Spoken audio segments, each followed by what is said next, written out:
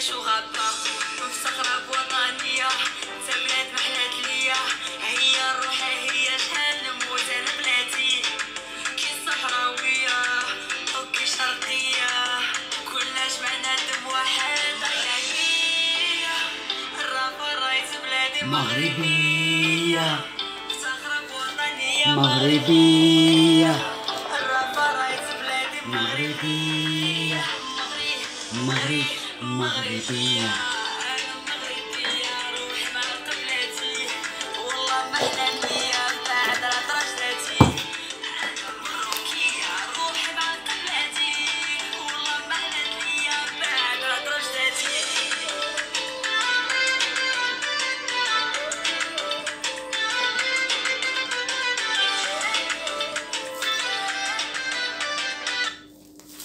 Voilà les amours, je voulais vous faire une entrée différente de celle que je vous fais d'habitude, avec Sidna dans mes bras, ou Raya, et la chanson dont je suis tombée amoureuse, c'est celle qui chante Ana Maghribiya, parce que c'est une chanson qui me parle tellement. Alors les amis, on est le 27 juillet 2022, et je sais que je devrais vous parler beaucoup plus que je ne le fais, mais sachez que c'est une activité qui me demande énormément d'énergie. Et tout le monde le sait que je parle avec mes émotions. Et quand j'ai un sujet qui me touche, c'est terrible pour moi parce que je dois vous parler tout en contrôlant mes émotions. Et ça n'est pas le plus facile quand on parcourt des tonnes et des tonnes et des tonnes d'écrans et on voit une nouvelle mode qui est née. On se révolte contre son pays et contre sa patrie. On change de veste, facile, je ne connaissais pas. Je découvre. Je découvre. Et on rigolait au lycée Lyoté quand je m'amusais à intégrer absolument l'arabe dans mes phrases. Je leur disais, quand le mouche n'est pas là, les phares dansent.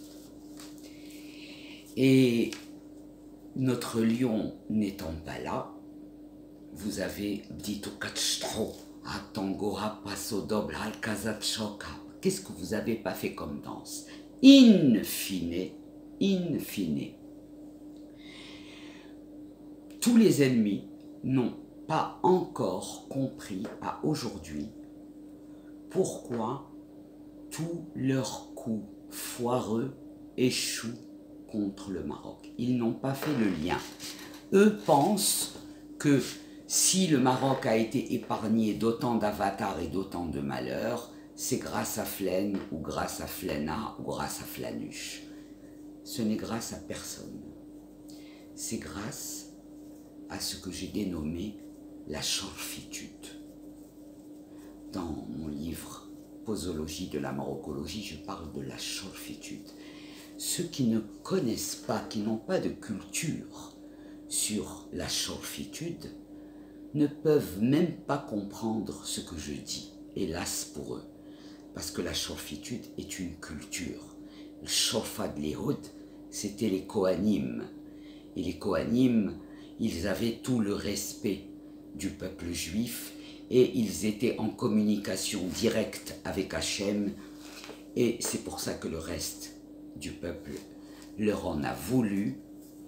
Et entre autres, a récusé tous les privilèges des Kohanim. Et c'est là que Dieu a envoyé sa colère en foutant tout le monde dehors. C'est ça.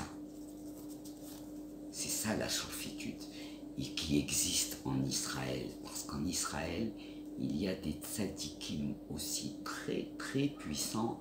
Et il y a, Baruch Hashem, Dieu qui nous a donné cette chokhma, cette particularité du peuple juif auquel je suis très fier d'appartenir, tout autant que je suis fier d'appartenir au peuple marocain.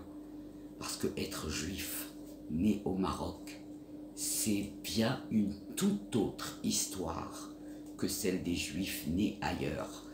Je dirais même que les histoires n'ont pratiquement rien à voir entre elles. Chez nous, il y a eu du bruitage, il y a eu de la panique, il y a eu quelques incidents isolés. Ailleurs, il y a eu des génocides. Alors, quand on parle de l'exemplarité du Maroc, si on ne connaît pas l'histoire, eh bien, il ne faut pas en parler. C'est tout simple.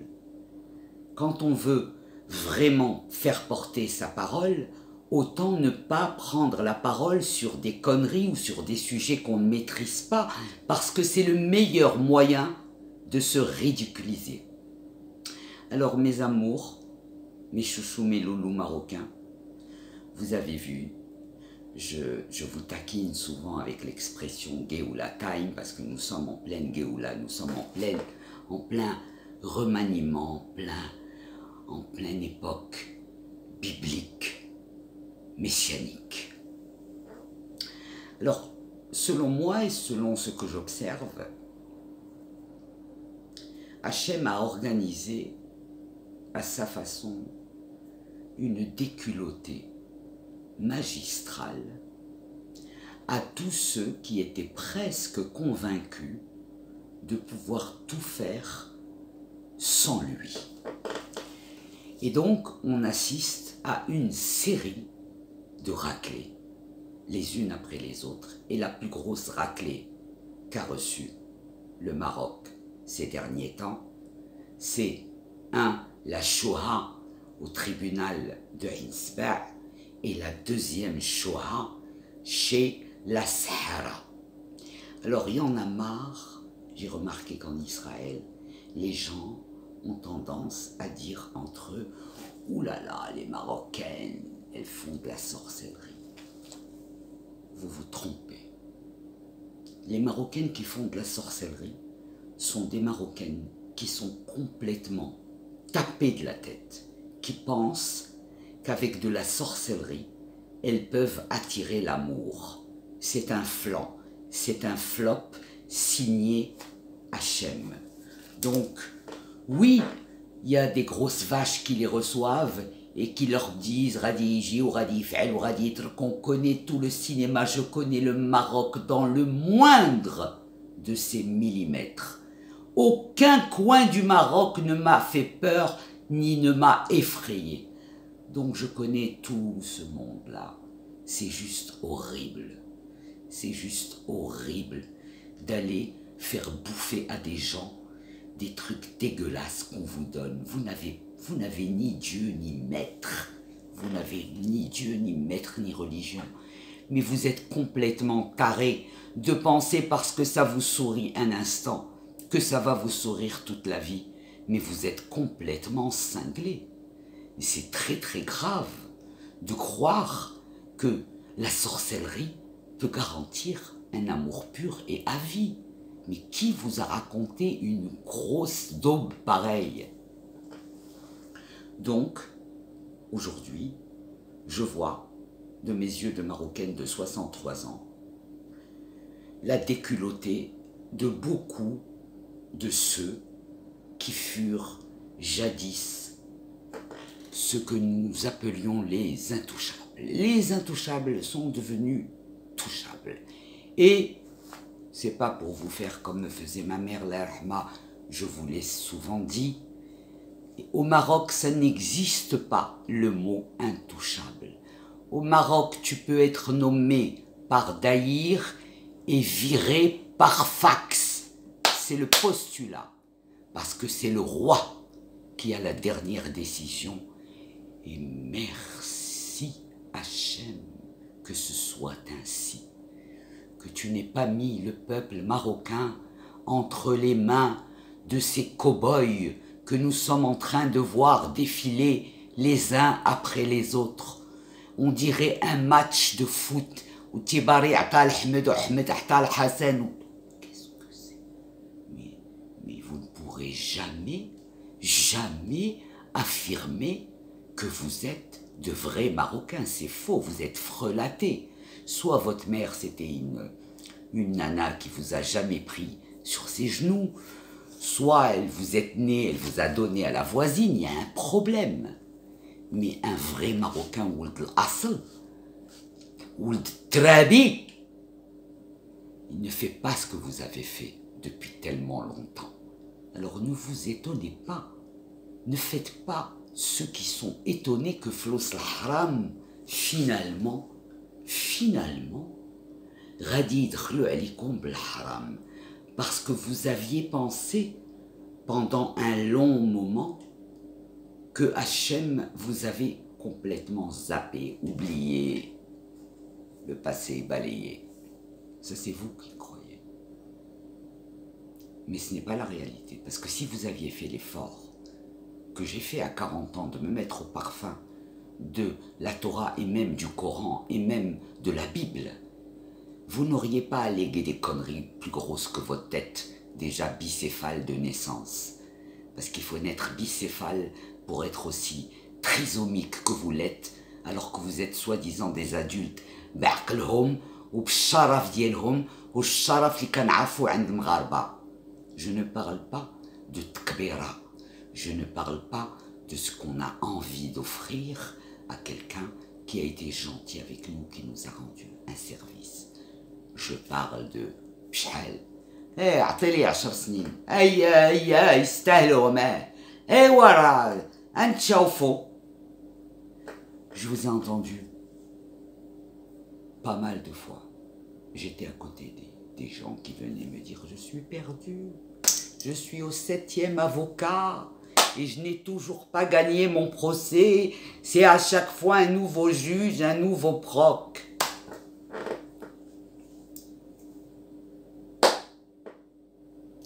Est-ce que ça pouvait durer une éternité? Non. Vous avez poussé Mémé dans les bégonias et les cactus jusqu'à ce que vous avez tellement piqué le cul de Mémé qu'elle vous a poussé un hurlement, et c'est celui que vous êtes en train de vivre, c'est ce hurlement de Dieu sur vous, parce que ça ne cesse pas de hurler.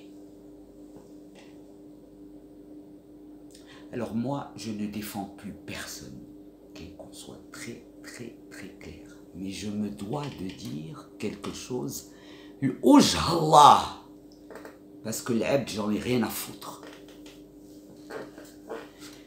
المغاربة اخواني، واش هاد المشاكل ديال باك صاحبي وديال الغلا وديال المحاكم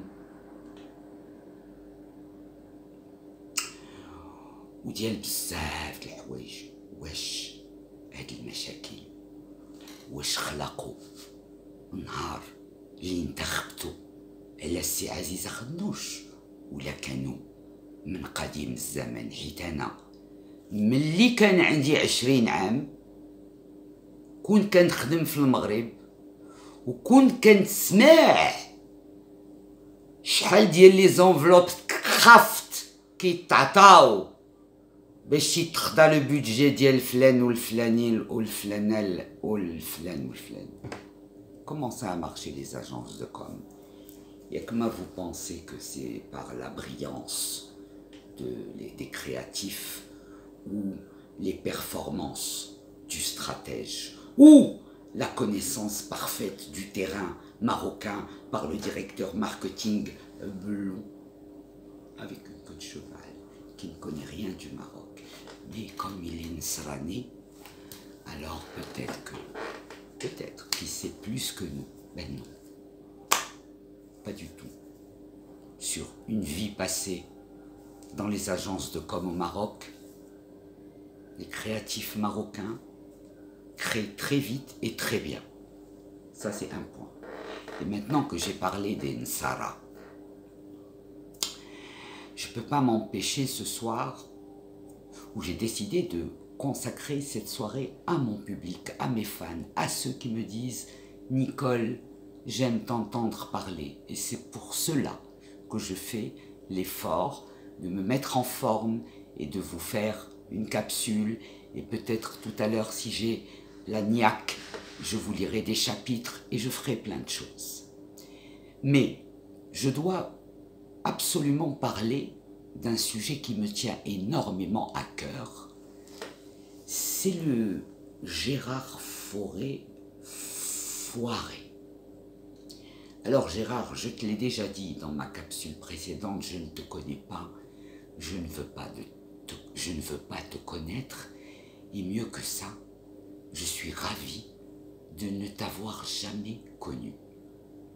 Mais par contre, mon Maroc, je le connais bien, et le milieu de la cocaïne, je l'ai approché quand je me suis rendu compte que nous avions mis au monde une génération tellement sacrément désenchantée, comme dirait Mylène Farmer, qu'une partie d'elle a eu recours à ce que des salopards de ton gabarit viennent leur proposer pour oublier les cris de leurs parents en divorce ou en chamaille ou whatever. Vous savez, vous connaissez les mots, vous savez ce qu'il faut leur dire pour que tout de suite ils pensent que vous leur avez donné la poudre de perlimpinpin qui va leur faire moins détester papa qui les corrige et maman qui leur exige de faire les devoirs. Voilà ce que vous faites, vous, les Gérard Fauré foirés.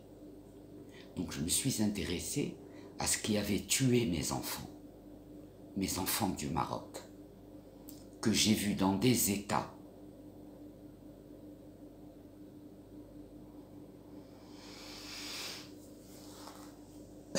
terribles. Et surtout, moi qui suis ce que je suis, j'ai eu une double douleur. Et pour les enfants que je voyais dans cet état, et pour les parents qui les supportaient à la maison, ou pire, qui les plaçaient en HP, en hôpital psychiatrique détox, pour ne pas que les amis sachent qu'on a un enfant complètement déjanté, et toute cette hypocrisie sociale de daube qui se met à survoler les problèmes sans les approcher dans leur profondeur. Alors, Gérard Fauré, j'étais à l'école Le Nid, peut-être que tu connais. J'étais à l'école Le Nid en 1962 ou 61, j'avais 3 ou 4 ans. Et donc c'est Madame Casser. J'ai grandi avec monsieur et Madame Casser. Et ensuite, j'ai été au Lyoté 3, au Lyoté 1, et je n'ai connu que des Français, que j'ai adorés en tant que professeur, et des amis que j'ai adorés en tant qu'amis de classe. J'allais souvent chez eux, ils venaient chez moi. Nous avions une relation magnifique. D'ailleurs, je te fais un petit coucou, Marie-Jeanne. Je ne t'ai jamais oublié, chérie. Et je ne t'oublierai jamais, Marie-Jeanne Piacentil. Si quelqu'un voit le message, qu'il te le dise. Et bien d'autres avec qui j'ai été amie. Mais toi, Gérard Fauré. Alors je me demande, est-ce que c'est l'après-coke qui t'a rendu comme ça, ou c'était avant la coke que tu étais comme ça? Tu es fils de colon. Alors, si tu es fils de colon, tu devrais connaître l'histoire aussi de tout ce que les colons ont pris aux Marocains.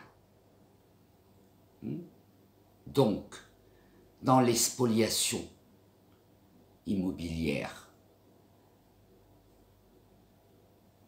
on te sert l'argument, eh ben, les colons nous les ont volés, eh ben, on les a repris. Je ne suis pas du tout d'accord avec la formule, mais je te donne l'état d'esprit. Et toi, à ton âge, après être né au Maroc, comme tu le dis, avec une mère berbère, et Dieu sait ce que je respecte, le peuple berbère.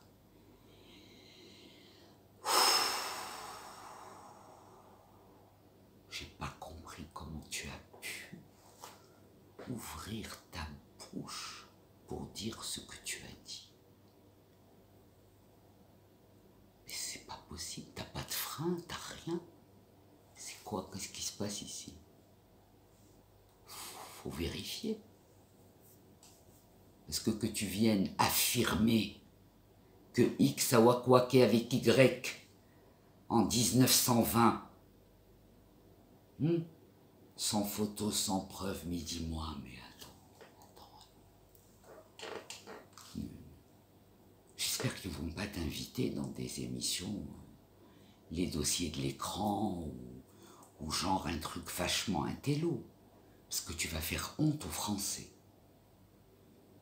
Ton niveau de culture va faire honte aux Français.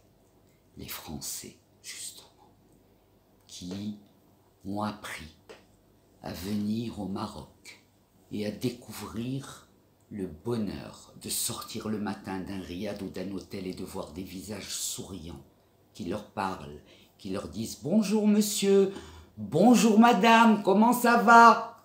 Pour eux, ça vaut de l'or. Ils vivent dans des cités en béton, ou même dans des immeubles parisiens où tu entends le parquet et le bruit de l'ascenseur, ou alors dans des cités en béton où ils voient leurs voisins une fois tous les 5 glinglins. Donc ils deviennent un peu psychorigides.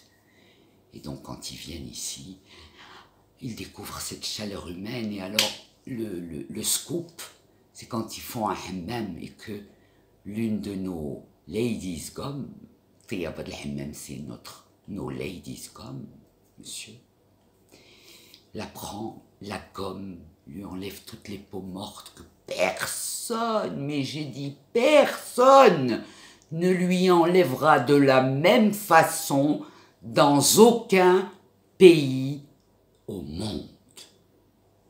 Je le dis et je le répète, le hammam marocain est une psychothérapie offerte par le peuple pour le peuple.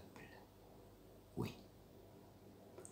On peut aller là-bas, on peut se confier, on peut se laisser écouter, etc. Donc tu ne connais rien. Mais qu'est-ce que tu connais de la marocologie? Ce que t'en a dit ton père qui était colon, ou ta mère qui peut-être n'avait pas un niveau d'études à même de te donner une éducation correcte. D'ailleurs, j'ai pas très bien fait attention sur le titre voyou. Tu parles de qui? De toi ou de qui? Parce que pour moi, j'espère que tu le sais, du moment où on achète une ligne de coke, il faut dire au revoir à 50% minimum de son avenir. Moi, je le dis à tous les enfants du Maroc parce qu'ils doivent le savoir. C'est important. Je ne veux pas mourir un jour et savoir mes frères et sœurs marocains souffrir avec des horreurs d'enfants cocaïnomanes. Toute la journée, c'est horrible. Quelle violence,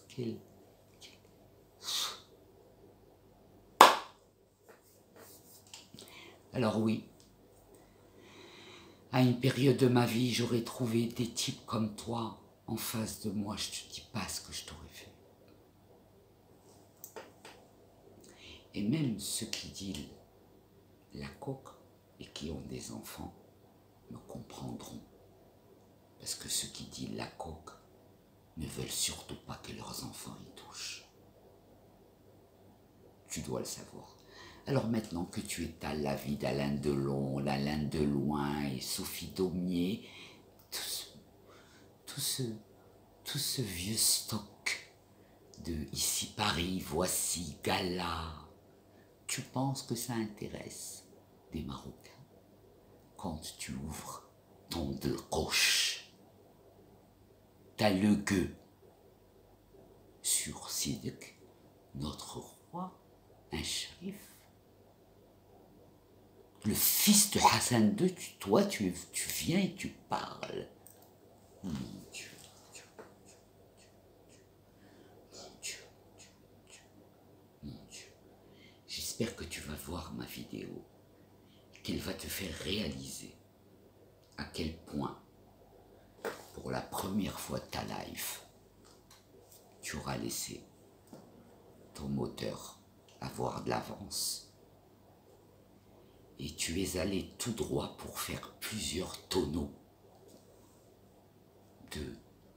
d'incidents diplomatiques avec le Maroc. Parce que le Maroc, maintenant, il y a 3000 ans, dans 3000 ans, dans 30 000 ans, il faudra que la marocologie perdure dans le nez de types comme toi, dans la tronche de tous ceux qui pensent qu'on joue avec les chauffards.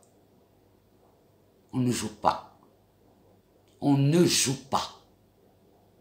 Alors j'ai beau vous avertir, j'ai beau vous l'expliquer, vous dites « Ah, la folle de Chaillot », mais vous dites ce que vous voulez, je m'en fous.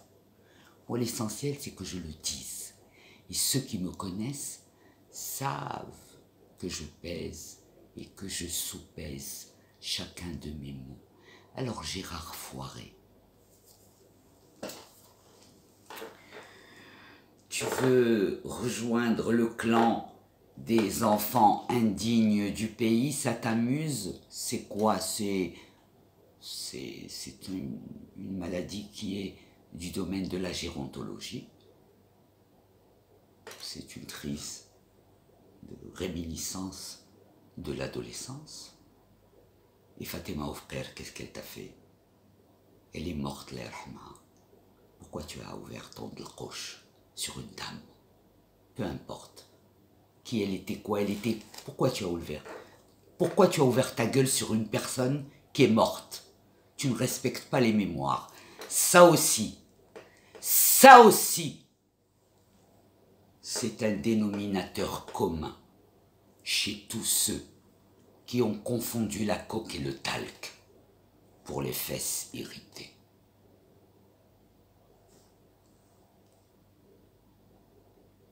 Le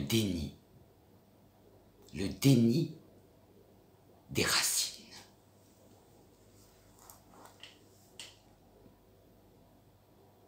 Ben, je t'invite à t'interroger si tu n'es pas en phase de déni de racines, si tu n'es pas en phase de crise de retour à l'adolescence et que tu joues au Club des 5 avec Dounia Filali et son mari et Zakaria Pom Pom Pom et tout ça.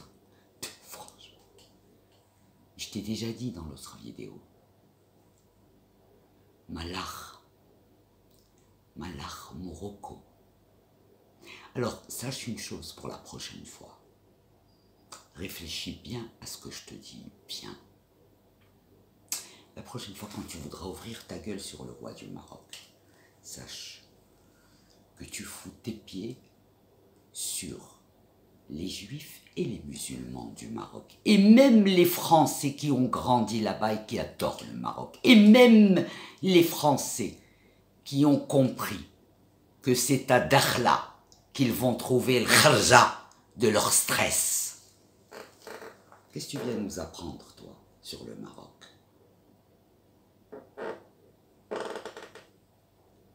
Toi et tes émules.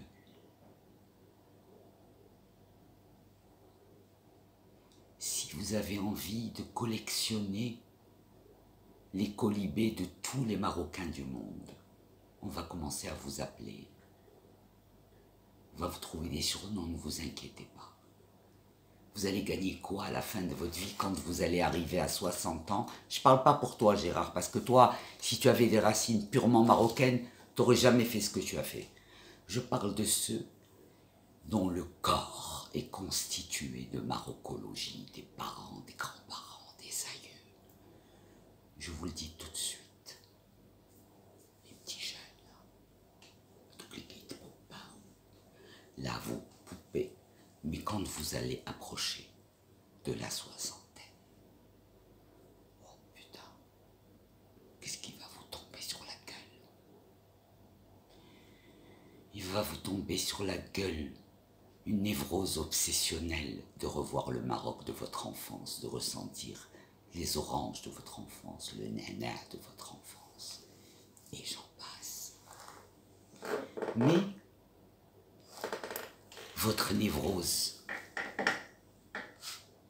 acquise en Europe ne va vous servir à rien avec les Marocains. Parce que nous, on ne nous prend pas avec les bras de fer, ça ne marche pas les bras de fer avec nous. Nous, quand on nous prend avec un bras de fer, on pousse la mèche à béton dans le mur jusqu'à ce que nous apparaisse le visage du voisin. J'ose espérer avoir été clair et te faire réfléchir sur le fait que pour les Juifs, ils représentent quelqu'un de tzaddik, de sacré. Et ça ne va pas du tout plaire aux Juifs que tu aies parlé de cette façon. Donc, méfie-toi, parce que même en Israël, on te regardera de haut si tu n'aimes pas Mohamed VI. Ok? Alors mets-le dans ta tête, sinon vous pouvez continuer à faire les clowns. Ça nous distrait.